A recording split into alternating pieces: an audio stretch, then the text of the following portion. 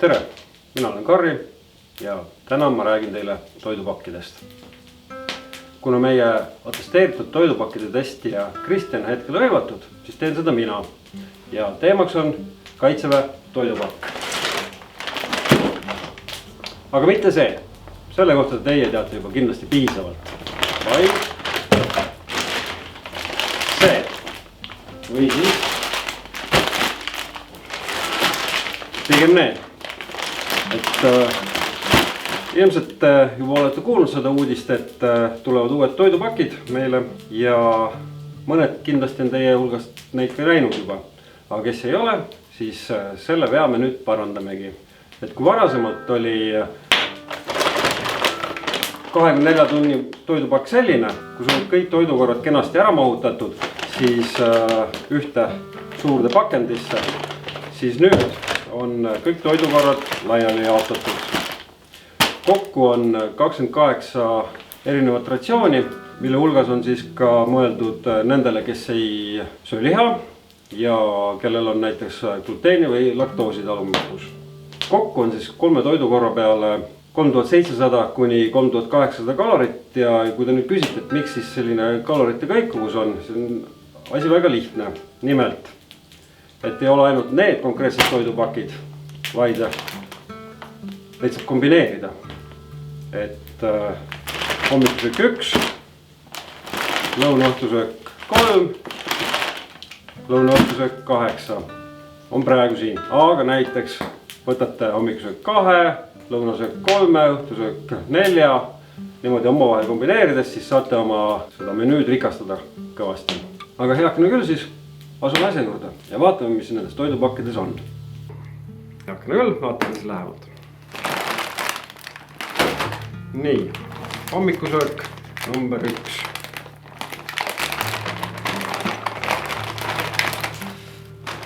Nii, mis meil siin sees on? Müsli maasikatega. Pasteet. Küpsised. Küpsised.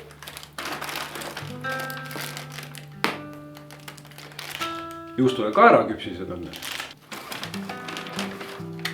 Salvret ja tee. Nii, vaatame edasi. Mis on meil siin? Indoneesia stiilis sealiha riisiga. Mäkileivad. Maavähkel röstitud. Energiabatoon. Pasteet jällegi. Niisked salvrätikud ja tee. Ja siis õhtusöögiks on kartulipere peekoniga. Mäkileib. Pasteet.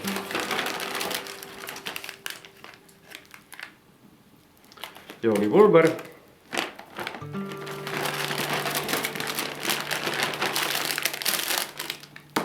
Maavähklid, salvret ja kõik. Selline sisu nende toidupakkidel siis on. Nagu näete, et konserve enam ei ole, mis oli vanas Kaitseväe toidupakis. Seest on niisugused kerges pakendis pasteedid ja enamus on siis dehüdreeritud, kuid väikese erinevusega, et osades ratsioonides on sees ka siis nii-öelda kohe tarbimiseks mõeldud road. Ülejäänud peab tegema veega. Ja ma arvan, et meil ei ole hakata vaatama mõtet, et mis asjad on need soolapähklid või maapähklid. Ja desinfitseerimislapsa neid ei ole ka, et ma panen need praegu hetkel kõrvale. Las need olla, samamoodi siis müslibatoon, energiabatoon, ma arvan, et see on ka üsna standardne värk. Isotoonile jooks samamoodi, selle ühe mäkileivapaki ja küpsistepaki võib ka kõrvale panna, samamoodi siis ühe maksapasteedi. Et vaatame siis seekord, mis toidud need on ja kuidas need ka maitsevad. põhiroad on alati siuksed kõige põnevamad asjad, et proovime siis seda, mida saab kohe niimoodi otse pakist haugata. Indoneesia stiilis vürtsikas riis sealihaga. No nii, vaatame, kuidas ta lahti tuleb. Avaneb täiesti ilusasti, ilma abivahenditeta. Näeb siuke kamakas siin praegu välja. Söögiriistad muidugi peavad teil endal kaasas olema, et erinevalt teistest pakkidest, mida siin aja jooksul oleme testinud. Siin ei olnud kaasa pandud söögiriistasid. Välimus on selline üsna konservtoidu moodi.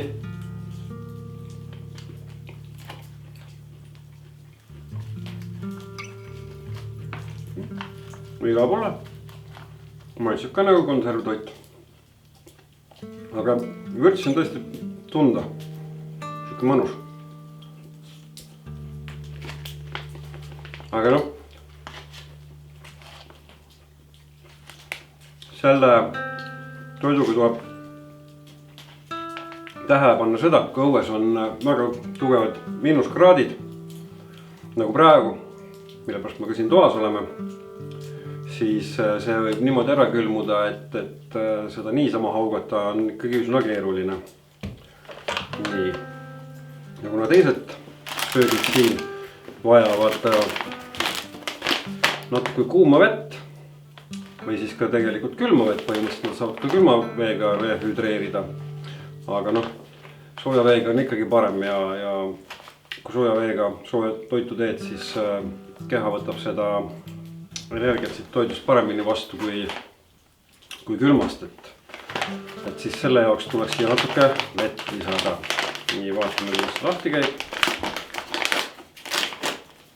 Lahti tuli väga ilusasti. Siis tuleks ka vaadata, et siin ei oleks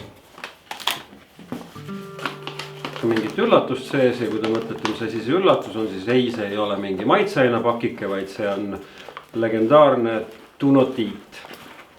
Ehk siis niiskuse püüdja või eemaldaja sellistest külmkuivatatud või dehüdreeritud söökidest. Ja siin ei olegi muud, kui siia tuleb siis panna vett. Vett siin sees on mõõdik täitsa olemas, kuhu maani tuleb vett lisada. Me oleme juba sooja vee valmis teinud. Kus see mõõdik on? Mõõdik on meil siin.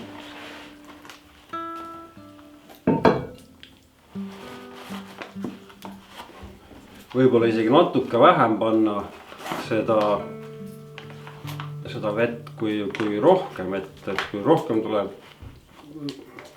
vett panna, siis see söök hakkab teil meenutama pigem suppi ja kartulipüree supp. Ma ei tea, võib-olla ei ole iga ühe maitsele. Korralikult läbi segada. Nii. No, niimoodi ta sükk on. Põhimõtteliselt saaks kohe ka süüa.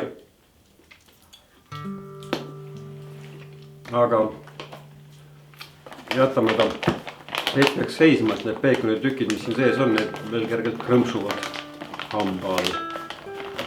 Siit on ta kenasti suletav kinnitusega. Et ei pea voltima ega midagi muretsema, niimoodi võib veel lasta seda mudida käe vahel, see läheb päris soojaks. Nagu kuumaveekott, külmadel aegadel hea pista magamiskotti ja olla sellega seal. Nii, jätame selle seisma. Vaatame müslimaasikatega. See on samamoodi, see on samuti dehüdreeritud. Sees on siin kaaraelved. Aga mõõdikut ei ole. Paki taga on, et pane 350 milliliitrit vett. Siin sees ei ole ka seda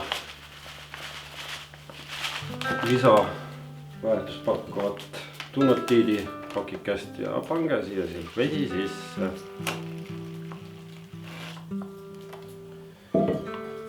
Ütled küll 350 milliliitrit. Mina seekord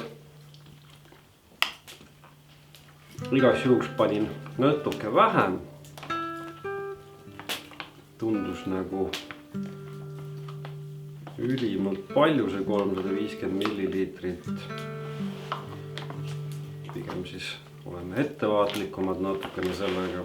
Segage korralikult läbi. Ja põhimõtteliselt nagu öeldakse, et võiks ju ka sööma hakata. Aga jätame ta ka korraks siia tõmbama. Siin jällegi ei ole sellist suletavat kohta, mis on nagu teeb selle sättimise natuke keerulisemaks, aga saab hakkama. Ja siis, kuna me seda konservilaadset asja proovisime külmata, proovime seda soojalt ka, et jätame ta siia natukene soojas vees.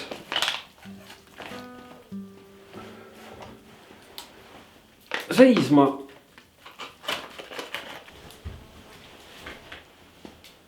Senikaua tõstan selle siia kõrvale korraks. Vaatame, mis siis siin pasteetide sees on. Avamisega väga lihtne ei ole, aga tuleb. Pasteet on selline standardne.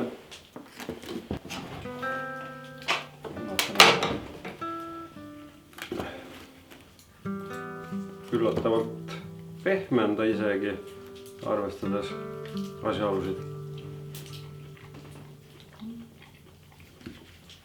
Kõlbab süüa küll. Proovime ka siis maksapasteedi ära kohe, kui juba pasteedi proovimiseks läks. See on samamoodi, et päris selline klassikaline pasteet just ei ole, et pigem nagu vorstiviilakas, aga maitseb hästi. Eks nende pasteetidega ole samamoodi, et kui on väga külm ilm ja te tahate seda ikkagi pruukida siuksel pehmemal kujul näiteks määrimiseks, siis targem on need panna sellisesse kohta, kus saab ära sooja, kus nad soojad on. Ja noh, kui te tahate veel määrida, näiteks siin on meil näkileivad, mis näevad täiesti omapärased välja, mitte nagu klassikalised, mida te olete võib-olla harjunud nägema, et sellised hästi õhulised. Et kui selle peale hakata seda pasteeti määrima, siis võib juhtuda, et see mureneb. Jahedate ilmadega see niimoodi kõige parem lahendus ei ole.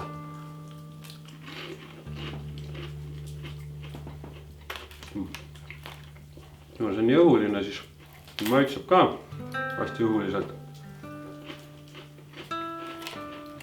Maitse on hea. Vaatame, mis siin villesega tehtud on. Et see on näkileiv köögiviljadega,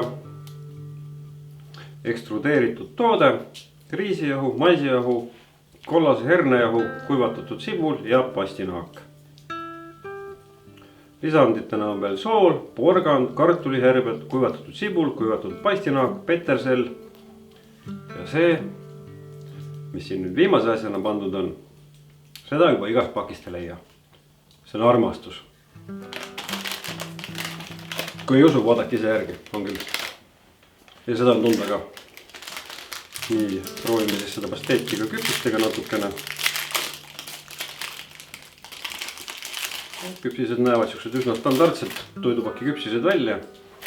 Tugevad, mille eelis võib-olla ongi see, et sa saad seda kohe siit niimoodi.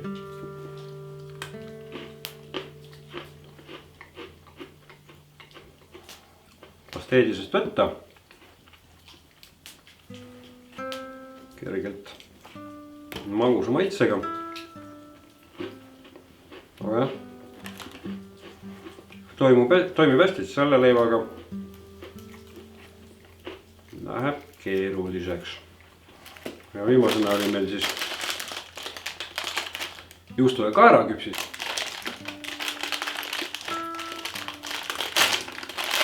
Lahti käivad niimoodi. ja need tunduvad, et on magusad.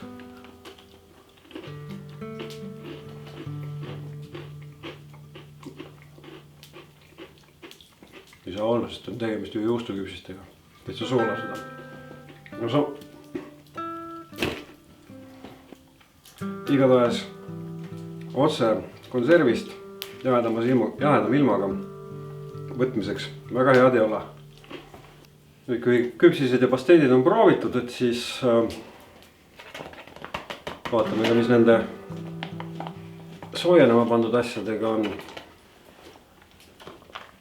Alustame siis hommikusöögist, nagu kord ja kohus. Päeva kõige tähtsam proov ikkagi. Natuke vedelavõitu tuli. Hea oleks tõepoolest, kui siin oleks mingi markeering seespool ka, kuhu maani sa näeksid, et palju sul seda vett on vaja panna. Aga proovime. Müsli iseenesest on täitsa hea, klassikaline. Natuke on ka maasikat tunda.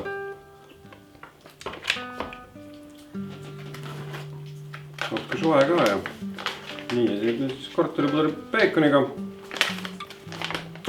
Katsume seda siis avada. Ta oli ilusti lahti. Kõik on ilusasti muutunud pudrulaadseks.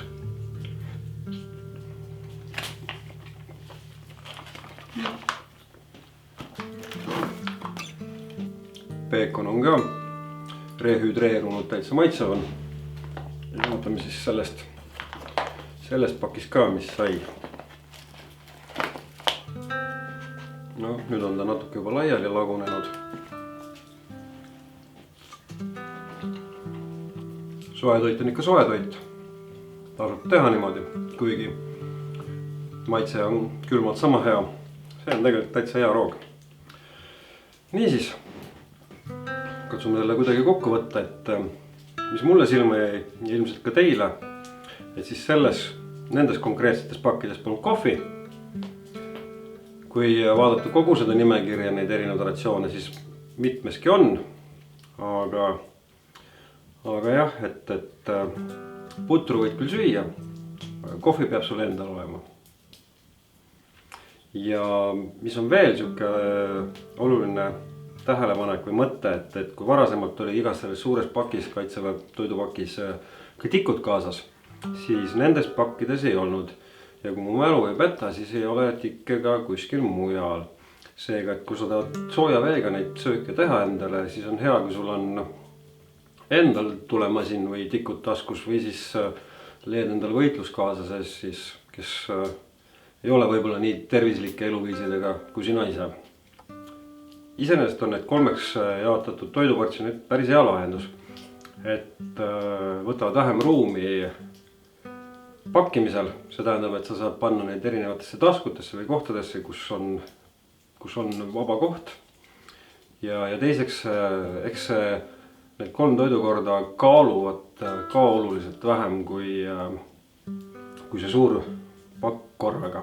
Ja samamoodi, et siis need erinevate koostisosade ümbrispakendid, see läbipaistev kile, mis siin oli. Et seda siis põhimõtteliselt saab ka kasutada prügikotina, et sul on iga toidukorra jaoks prügikott olemas. Iseenesest täitsa tore kogemus, toidud olid head. Ja kui te tahate rohkem nende asjade kohta teada, siis lugege Kaitsekodu. Ning kui teile peaksid sattuma kätte veel erinevate riikide toidupakid, siis saatke need meile. Ma arvan, et Kristjan on tulevikus tagasi ja sööb need kõik ära. Jätku leiba!